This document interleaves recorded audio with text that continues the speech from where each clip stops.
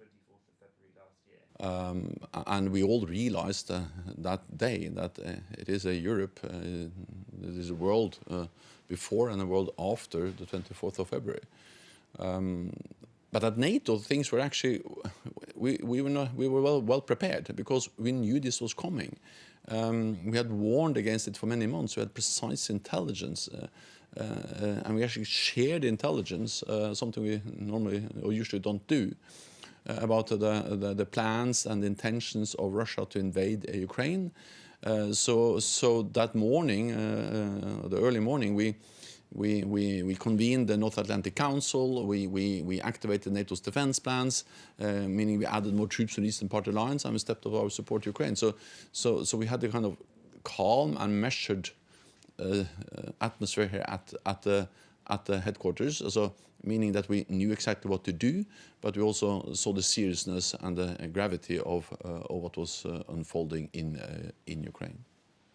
Both Finland and Sweden should be ratified. Both Finland and Sweden. Wars are by nature unpredictable, so no one can tell when or how this war ends. What we do know is that President Putin made two big strategic mistakes when he invaded Ukraine. The first was to totally underestimate Ukraine, the bravery, the courage of the Ukrainian people, the Ukrainian armed forces and Ukrainian leadership. Second, he underestimated NATO and our partners because we have demonstrated a unity and resolve to provide support to Ukraine that he didn't expect at all. His plan and what he expected was to take Kiev within days and to control Ukraine within weeks, and he totally failed.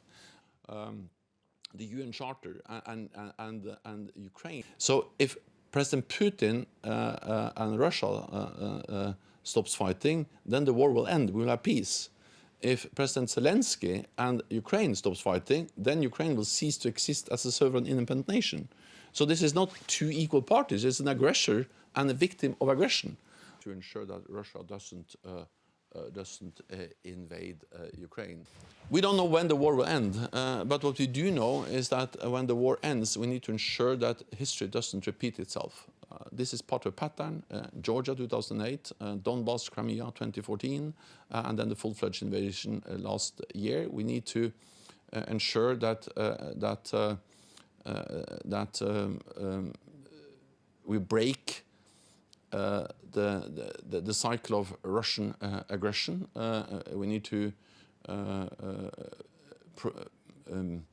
prevent Russia from chipping away at European security, and therefore we need to ensure that Ukraine has the military capabilities, the strength to deter further aggression, and also find frameworks to ensure that Russia doesn't attack again after this war ends. Turkey has made it clear that they are ready to ratify.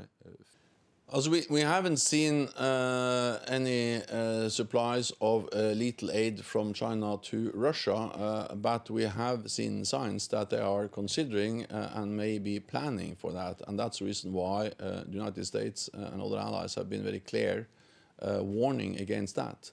And China should, of course, not support Russia's illegal war. A blatant violation of international law. China is a member of the UN Security Council, and Russia's war aggression against Ukraine is a violation of the UN Charter. The basic principle of that charter is to respect the integrity of other nations and not to march in and invade another country with hundreds of thousands of troops. And of course, China should not be part of that. Signed the new charter, and NATO allies are not party to the conflict, but there are some challenges remains when it comes to Sweden.